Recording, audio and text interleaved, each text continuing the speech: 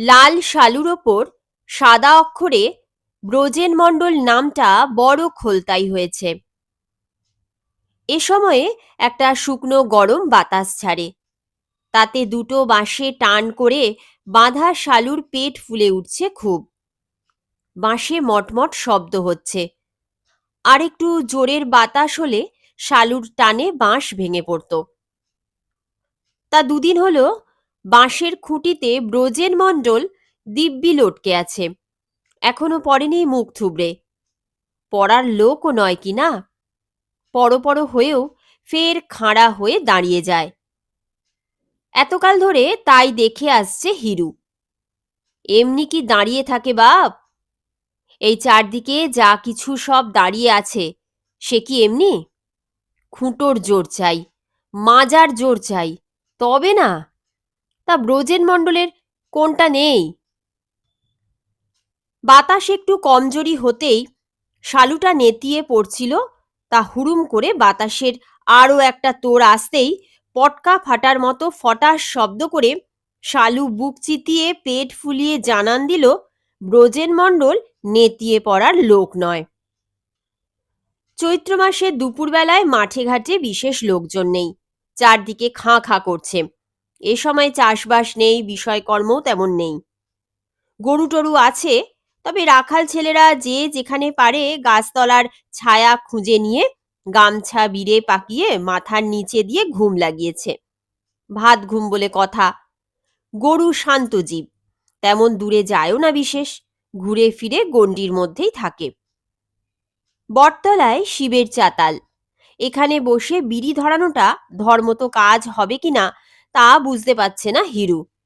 জনমনীষী নেই, আর শিব ঠাকুর তো নিজেই ধোঁয়াক্কার মানুষ। তার উপর প্রেম ভোলানাথ। কিন্তু পাপের কথা ভেবে হিরু চাতাল থেকে ঘাসের ওপর বসে শিবলিঙ্গের দিকে পিছন ফিরে বিড়িটা ধরিয়ে ফেলল। ব্রজেন মাস্টার এবারও ভোটে জিতবে, সবাই বলছে। মাধব দাস লড়ছে বটে, কিন্তু এঁটে উঠবে না। মুখের ফেকো তুলে বাড়ি বাড়ি গিয়ে মাধব লোককে বোঝাচ্ছে যে ব্রজেন মাস্টার আসলে চোর। সরকার বাহাদুরের বরাদ্দ করা টাকার অর্ধেক মেরে দিচ্ছে। তা মিছেও বলে না মাধব। লোকে জানে পঞ্চায়েতেও ৯-৬ হয়, তবে কাজও তো একটু আধটু হচ্ছে বটে। পুরোটাই তো আর গাপ করছে না বাপ। আর কটাই বা টাকার মামলা? ২০ লাখ হাঁকলে ১.৫ লাখ জোটে। সরকারও নাকি বড্ডই গরিব। ব্রজেন মণ্ডল দরাজ হাতের লোক বটে, সারা তল্লাট লাল শালুতে ছেয়ে ফেলেছে। শালু তো সস্তা জিনিস নয়। তার সঙ্গে বাঁশ বা খুঁটির দাম, শালুতে লাল লেখানোর খরচ, খুঁটি লাগানোর মজুরি, খরচের বহর বড় কম নয়। মাধব তেমন কিছু করে উঠতে পারেনি। হাতে লেখা কয়েকটা পোস্টার সেটেছে এখানে সেখানে, আর হ্যান্ডবিল ছেড়েছে কিছু। পোস্টার কতক ব্রজেনের লোক ছিঁড়েও দিয়েছে। দুপুরবেলাটা বড্ড ঝিম ধরা সময়। মাথায় জলটি পড়ে, পেটে ভাতটি সাঁধ হয়, দু চোখে ঘুমের পিসি পিড়ি পেতে বসে। এ সময়ে মানুষ তেমন তেড়ে ফুঁড়ে উঠতে পারে না। চোতের গরমটাও মানুষকে ঝেঁটিয়ে ঘরে ঢুকিয়ে দেয়।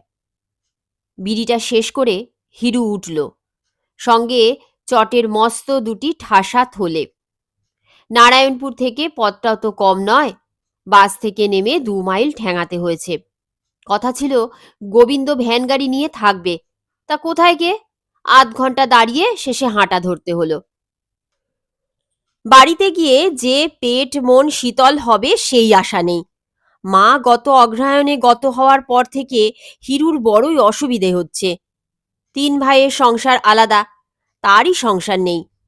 কোনো ভাইয়ের ভাগে পড়েনি সে। শোয়ার জায়গা জোটে না বলে সে আজকাল মনোরঞ্জন পালের দোকান ঘরখানায় হাতে পায়ে ধরে ঠাঁই নিয়েছে, শুধু রাতটুকুর বন্দোবস্ত। তা পালমশাই তার শোধটাও বড় কম তোলেন না। এই যে গন্ধমাধন বয়ে আনতে হচ্ছে, এও বেগার খাটুনি। পালমশাইয়ের মাল কি নেই ব্যাগের ভিতরে? বিড়ি, মাজন, সাবান, মশলা, তেল, কোকাকোলা অবধি। যাতায়াতের খরচটাও হিসাব করে দেওয়া, এক পয়সা নড়চড় হওয়ার উপায় নেই। চাষবাসের কিছু জমি আছে তাদের, সামান্যই। কোনো ক্রমে ভাগে যোগে খোরাকিটা উঠে যায়। বাড়তি তো থাকেই না, বছরের শেষে একটু টানও পড়ে যায়। নিজের ভাগের ধানটা বড় দাদাকে দিয়ে দেয় বলে সেই সুবাদে বড় বৌদি দুটো অচ্ছেদ্দার ভাত বেড়ে দেয়। চাষেরও তো কোনো ঠিক নেই, এক বছর হলো তো অন্য বছর ভেসে গেল। এ হলো নাবাল জায়গা, তার উপর চড়া পড়ে বিদ্যেধরীর খাত এখন উঠে এসেছে। 2 ফোঁটা বেশি জল হলেই ক্ষেত খামার ঘরবাড়ি ভাসিয়ে নিয়ে যায়। বরাত ভালো যে গেল বছর মাছ ধরতে গিয়ে পুকুর ধারে পড়ে গিয়ে মনোরঞ্জন পালের মাজায় চোট হলো। ভগবানেরই লীলা, চোটটা বহরে বেশ বড় মাপেরই ছিল। পালের পো বিছানা ছেড়ে উঠতেই পারে না। সেই সুবাদে দোকান দেখাশোনার ভার পড়ল হিরুর ওপর। তাই সেই চাকরিরও উমেদার বড় কম ছিল না। কিন্তু হিরুর হাতটান নেই বলে চাকরিটা তারই হলো। 100 টাকা মাইনে, উদয় আসতো খাটুনি। দিনের শেষে বিক্রিবাট্টার টাকা শয্যাশায়ী পালমশাইকে বুঝিয়ে দিয়ে তবে ছুটি। ইদানিং পালমশাই লাঠি ঠুকঠুক করে দোকানে গিয়ে বসেন বটে, তবে হিরুকে ছাড়াননি। দোকানের কাজ হলো গায়ে গতরে।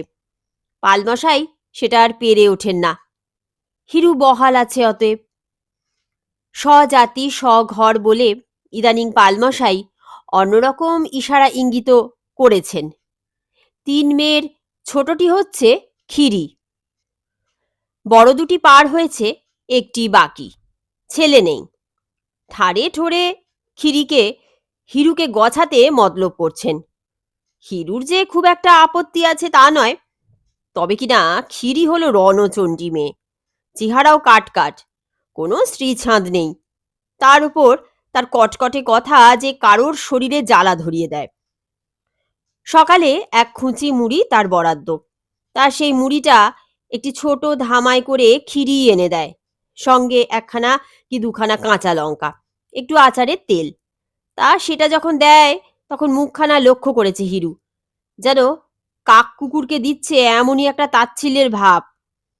এ মেয়ে ঘাড়ে চাপলে তাকে দিয়ে পদসেবা করিয়ে না ছাড়ে। কিন্তু হিরু তবু রাজি পেটের দায়ে। খিরিকে বিয়ে করলে দোকানের চাকরি তার বাধাই রইল।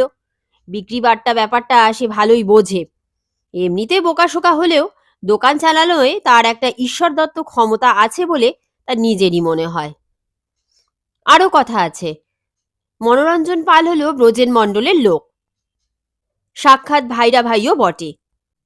হাইওয়ে থেকে যে চওড়া রাস্তাখানা গাঁ ঘেঁষে তৈরি হচ্ছে, তার পাথরকুচি, মাটি কাটা, সাঁকো তৈরি ইত্যাদি নানা বরাত আছে। পালমাশাই একটা দুটো বরাতের জন্য কোমর বেঁধে লেগে পড়েছেন। খিরিকে বিয়ে করলে হিরুরও তাই বরাত খুলে যাওয়ার সম্ভাবনা। খিরি মুখ নাড়া দিক আর যাই করুক, সেসব সয়ে নেওয়া যাবে। পেটে খেলে পিঠে সয়। জামাই হলে পালমশাই তো আর ফেলবেন না।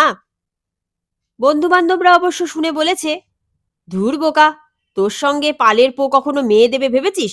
লোভ দেখিয়ে খাটিয়ে নিচ্ছে। খিরি দেখতে পেতনির মতো হলে কি হয়, বাপের টাকার জোর তো আর কম নয়। এই কথাটাও ভাববার মতো বটে।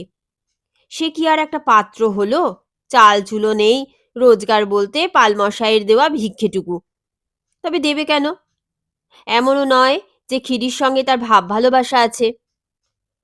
চৈত্রের রোদে হাঁপসে পড়ে সে যখন পালমশায়ের দোরগোড়ায় পৌঁছল, তখন বেলা 2:30। চোদ পাবনের জন্য কি সব কোটা হচ্ছে উঠোনে। কাজের লোক জুটেছে জনা 5-6। পালগিন্নি খামবাজ মহিলা, মুখে কখনো হাসি দেখেনি হিরু। জল চৌকিতে বসে কাজকর্ম তদারক করছেন। পাশে খিরিও দাঁড়ানো, তেমনি আঁশটে মুখ, চোখের দৃষ্টিতে খড়খড়ে ভাব। ব্যাগ রেখে চলে আসছিল হিরু। পালগিন্নি হাঁক দিলেন, ফেরত পয়সা দিয়ে গেলে না যে বড়। হিরু থমকালো, বলল, ফেরত হলে তো দেব। পরাণ সাহার দোকানে 77 টাকা বাকি রাখতে হয়েছে, জিনিসপত্রের দাম বেড়েছে কিনা। কেউ কিছু বলল না, তবে এমনভাবে তাকিয়ে রইল যেন কথাটা বিশ্বাস করেনি। কাজের লোককে কে আর কবে বিশ্বাস করেছে। হিরু চলে এলো। পুকুরে স্নান সেরে লাউয়ের ঝোল দিয়ে ভাত খেয়ে দাওয়ায় শুয়ে রইল একটু। তা বলে ঘুম এলো না। নানা ভাবনায় সে ভনভন করে মাথায়। বোধহয় 24 বছর বয়স হলো তার। কোথাও কোনো আশার আলো দেখতে পাচ্ছে না সে। বিকেলে দোকান খুলতে হবে, তা বিকেলেরই বা দেরি কি? দুনিয়াটাই এরকম। কিছু লোক করে কম্মে খায়, কিছু লোক ভ্যারেন্ডা ভাজে। পালমশাইয়ের দোকানখানা এ তল্লাটে সবচেয়ে বড়, জব্বর দোকান। দড়ি দাঁড়া, লাঙলের ফাল, কুড়ুল, কাটারি, মশলাপাতি, আটা ময়দা, চাল ডাল, তেল, স্নো পাউডার, শ্যাম্পু থেকে শুরু করে অ্যালোপ্যাথিক ওষুধ অবধি। তাই সন্ধ্যের মুখে খদ্দেরের আনাগোনা বেশ ভালোই। আশপাশের গাঁ থেকেও খদ্দের আসে, তবে গাঁয়ের লোক নগদের কারবার বিশেষ করে না, বেশিরভাগই খাতায় লেখায়। ধার বাকি আদায় উসুল করতেও হিরুকেই তাগাদায় বেরোতে হয়। ভিতরবাগে পালমশাই চেয়ারে বসা, সামনে বেঞ্চ পাতা, তাতে গাঁয়ের কয়েকজন বয়স্ক মানুষ এসে সন্ধেবেলা রোজ বসে কুটকাচালি করে। আজও এসেছে। ভোট নিয়েই কথা হচ্ছে কদিন ধরে, আরও কয়েকদিন চলবে। একটু রাতের দিকে ব্রজেন মণ্ডলও এলো, বলল, কাল মিটিং ডেকেছি হে, সবাই যেও। যোগেন প্রামাণিক বলল, তোমার আবার মিটিং লাগে নাকি? হাসতে হাসতে জিতে যাবে। ঘন ঘন মাথা নাড়া দিয়ে ব্রজেন মণ্ডল বলে, যত সোজা ভাবছো তত নয়, এবার দান উল্টে যেতে পারে। বলো কি, সূর্য কি পশ্চিমে উঠছে আজকাল? তা নয়, তবে মাধব বাড়ি বাড়ি গিয়ে কুচ্ছো গাইছে। কুঁচো দলগুলো এবার ক্যান্ডিডেট দেয়নি, তারা নাকি সব মাধবের পিছনে। এ যে চিন্তায় ফেললে ভায়া। চিন্তারই কথা কি না? আরো কয়েকটা বছর পেলে গাঁ একেবারে সোনায় বাঁধিয়ে দিতুম। গণতন্ত্র জিনিসটাই বাপু গোলমেলে। ভোটারদের মনে কি আছে আগে ভাগে বোঝা যায় না। পরের বার আমার জেলা পরিষদে যাওয়ার পাকা কথা হয়ে আছে, তা এবারটায় আটকে গেলে সব কেঁচে যাবে, তাই জোরদার লাগতে হচ্ছে। কাল আমার হয়ে সনাতন দাঁ আসছে বক্তৃতা দিতে। ও বাবা, সনাতন দাঁ আসছে, তবে তো যেতেই হয়। এদিকে 100 গ্রাম ঝোলাগুড় কিনতে এসে ঝামেলা পাকিয়েছে পটলি। বাটি আনেনি, বলছে প্লাস্টিকে দাও। মা বলেছে তুমি ঠিকমতো বাটির ফের ভাঙো না, তাই গুড় কম হচ্ছে রোজ। গুড় নিবি তাতে প্লাস্টিক লাগে কিসে? প্লাস্টিক কিনতে পয়সা লাগে না বুঝি? তা পটলি শুনতে চায় না, বলে না, ওজনে কম হয় বলে মা রোজ তাকে বকে। কোথাও বিশ্বাসযোগ্য হয়ে ওঠা ভারী শক্ত ব্যাপার। হিরু সেটা হাড়ে হাড়ে টের পায়। 8টা নাগাদ পালমশাই বাড়ি রওনা হলেন। 9টা অবধি দোকান খোলা রেখে দিতে হয়। 9টায় ঝাঁপ ফেলে বাড়ি থেকে টক করে খেয়ে আসে হিরু। তারপর ক্যাশ গুনে হিসাব মিলিয়ে রাখে। পাল গিন্নি বা খিরি তাকে বিশ্বাস না করলেও পালের পো তাকে অবিশ্বাস করে না। ওই একটা গুণেই বোধহয় মনোরঞ্জন পাল তাকে একটু নেক নজরে দেখে। জামাইও করতে চায় হয়তো। তবে পাল চাইলেই তো হবে না, খিরি চাইছে কোথায়, কিংবা তার মা। দোকান বন্ধ করে দিলে ঘরটা একেবারে গুদাম ঘর, হাওয়া বাতাসের বালাই নেই। আর তখন দোকানের ভিতরকার মশলাপাতি, শুকনো লঙ্কা, আরশোলার নাদি, কেরোসিনের মেশানো গন্ধ ওঠে খুব। প্রথম প্রথম শ্বাস নিতে কষ্ট হতো হিরুর। আজকাল শুয়ে গেছে, দিব্যি ঘুমোয়। আজ কিছুতেই ঘুমশালা আসতে চাইছে না কেন। হাড় মুড়মুড়ি ব্যায়রামের মতো আড়মোনা আসছে তার, হাই উঠছে, কিন্তু চোখে মোটে আঠা নেই। তারাং তারাং করে খোলা 2 চোখ অন্ধকারে দেখছে চেয়েছে। আসলে চিন্তা হচ্ছে বড্ড। রাতে ইঁদুরের দৌড়োদৌড়ি, গোদা গোদা ছুঁচোর যাতায়াত, আরশোলার ফরফর আর মশার পোঁ কানে আসে। মশার জন্য আগে গায়ে কেরোসিন মেখে শুতো, তাতে মশা দমন হতো কিনা কে জানে, তবে গায়ে চিনি চিনি গোটা উঠত খুব। সেই থেকে কেরোসিন মাখা বন্ধ করেছে। মশা আর কত রক্ত খাবে? ঘুম যখন আসে তখন হিরু একেবারে মরা, কামান দাগলেও ঘুম ভাঙে না। আজ অবশ্য ভাঙল। কামানের চেয়েও গুরুতর ব্যাপার। একজন তার চুলের মুঠি ধরে টেনে বসিয়েছে, একখানা দোধার ছোড়া ধরে আছে গলায়। চাবি দে। কিসের চাবি, কোথায় চাবি, তা ঘুম চোখে ভালো বুঝতে পারল না হিরু। হাঁ করে চেয়ে রইল। একটা জোরালো থাপ্পড়ে অবশ্য ঘুমের আবল্লিটা কেটে গেল। বালিশের তলা থেকে চাবির গোছাটা বের করে দিয়ে বলল, ধার বাকির কারবার, 200-250 বেশি নেই কিন্তু। চুপ করে বসে থাক, নড়বি তো মরবি। 253 টাকা আছে, হিরু জানে, কিছু বলল না। ক্যাশ বাক্স ফাঁক করে টর্চ ফেলে চারদিক দেখতে লাগলো লোকটা। হিরু জানে দোকান ঘরে মুদিয়ালি আর মনোহারি জিনিস ছাড়া তেমন কিছু নেই। নিতান্ত ছেঁচড়া চোর ছাড়া কে আর চুরি করতে আসবে? কিন্তু এই যে চুরি হচ্ছে, এর দায়ও তার উপরেই বর্তাবে। চোরের গপ্প কেউ বিশ্বাস করবে না। সবাই বলবে ওই মাল সরিয়ে চোরের গল্প ফেঁদেছে। অভিমান ভরে কথাটা সে বলেই ফেলল। এই যে দাদা, আমাকে বরং বেঁধে ছেদে রেখে যান, নইলে আমার কথা কেউ বিশ্বাস করবে না, চাকরিটাও যাবে। লোকটা টর্চের আলো ঘুরিয়ে তার মুখে ফেলল। তোর নজর তো বড্ড ছোট রে। কথাটা শুনে হিরুর বড্ড রাগ হলো। থাপ্পড় খেয়েও যেটা হয়নি। সে বলল, ছোট মানুষের নজর তো ছোটই হবে। কত মাইনে পাস? 100 টাকা। মোটে? তাই বা কে দিচ্ছে বলুন? ও চাকরির জন্যই কতজন ঘুরঘুর করছে। এর চেয়ে লেংটি পরে সাধু হয়ে গেলে পারতিস। লোকে সাধুদের পেন নাম করে, পয়সা দেয়, চাল ডাল সিধে দেয়। ভেগ ধরা আমার পোষাবে না মশাই। কিসের আশায় পড়ে আছি সেখানে? মনোরঞ্জন তোকে জামাই করবে বুঝি? হিরু মিয়ে গিয়ে বলে, কি জানে কি করবে। লোকটা একটা দীর্ঘশ্বাস ফেলে বলল,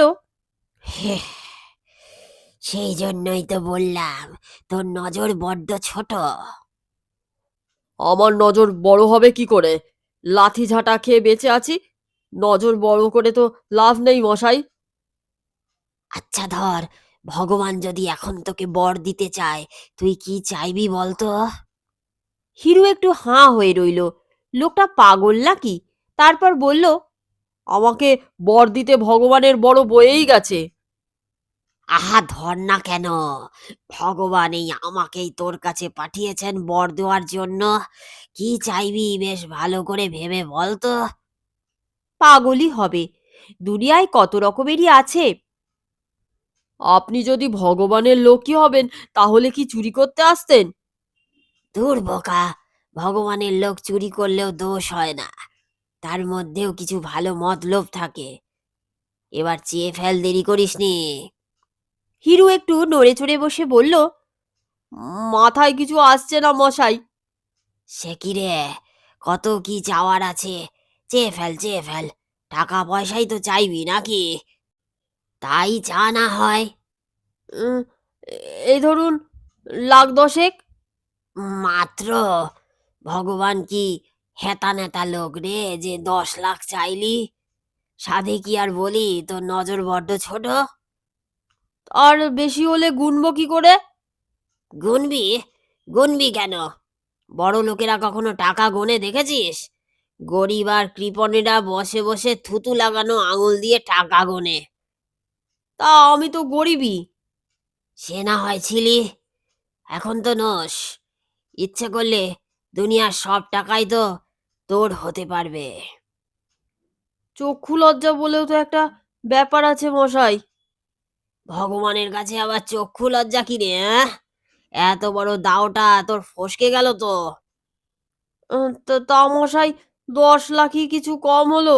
100 টাকা মাস মাইনের উদয়াস্ত খাচ্ছি, তো লাখও যে মুখ ফুটে চাইতে পেরেছি সেই ঢের। তাই দিক না ভগবান। দিলে কি করবি? একখানা বাহারের দোকান খুলে বসবো। খিরিকে বিয়ে করবি না? দূর মশাই, খিরিকে বিয়ে করাচ্ছে খেজুর গাছকে বিয়ে করা ভালো। বাহ, এই তো নজর একটু উঁচু হয়েছে দেখছি। ঠাট্টা ইয়ার কি আর ভালো লাগছে না মশাই। সেই সকালে উঠেই ফের দোকান খুলে বসতে হবে, তার ওপর দোকানে চুরি হওয়ার জবাবদিহি আছে। আপনি তো সরে পড়বেন, আমার না হাতে হাত করা পড়ে। কাজের লোকে কেউ বিশ্বাস করে না মশাই। ওই বালতির পাশেই দড়ি রয়েছে, আমাকে বেঁধে ছেঁধে ফেলে রেখে যান। আহা, দুটো কথা কইছি, অমন হুড়ো দিচ্ছিস কেন?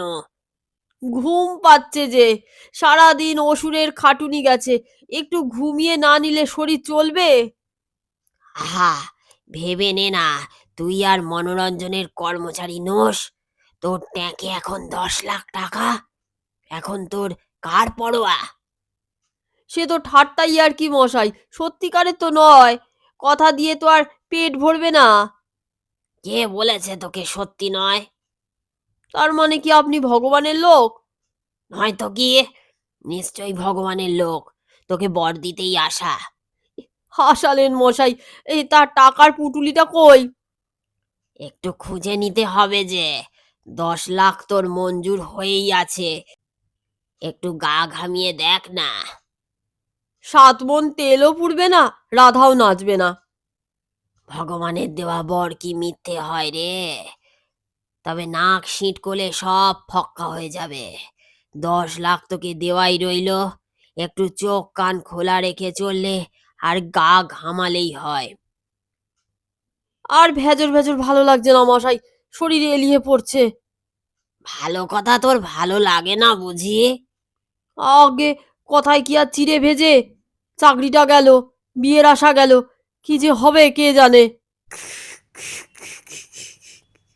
খুব করে অন্ধকারে একটা হাসির শব্দ হলো।